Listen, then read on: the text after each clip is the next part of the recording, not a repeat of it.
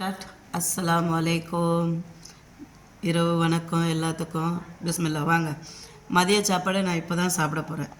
மதியம் எல்லாம் செஞ்சுட்டேன். இங்கே பாருங்க, இது வந்து கொள்ளு பருப்பு. கன்னியாகுமரி சைடு வந்து காணோன்னுவாங்க. அதை வந்து நைட்டே ஊற வச்சு காலையில் குக்கரில் வச்சு நல்லா 10 விசில் விட்டேன். அப்போ நல்லா கனிஞ்சு நல்லா வெந்து வந்துடும். அந்த வடிகட்டி தண்ணியை எடுத்துக்கிட்டு அதில் ரசம் வைக்கலாம். இங்கே ரசம் இருக்குது. இங்கே கொள்ளு பருப்பு ரசம்.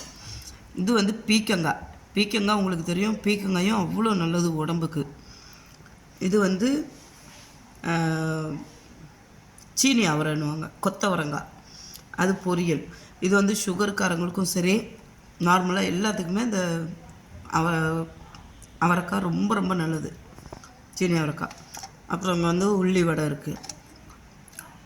இந்த கொள்ளு வந்து டயட் பண்ணுறவங்களுக்குலாம் அவ்வளோ நல்லது, சூப்பராக இருக்கும். இங்கே பாருங்கள், கொள்ளு ரசம் செம்மையாக இருக்கும். மீனும் இருக்குது, ஆனால் எனக்கு மீன் இப்போ சாப்பிட இது இல்லை, அதனால் ரசம் வச்சுட்டு வாங்க. நீங்களும் பிடிச்சிருந்தா ஷேர் பண்ணுங்கள், சப்ஸ்கிரைப் பண்ணுங்கள், லைக் பட்டனை ப்ரெஸ் பண்ணுங்கள். மறந்துடாதீங்க, இந்த கொள்ளு ரசத்து கூட சாப்பாட்டை நல்லா பிசைஞ்சிட்டு அது கூட கொஞ்சோண்டு பருப்பு வச்சு கொஞ்சம் காயும் வச்சு வாங்க. பிஸ்மில்லா.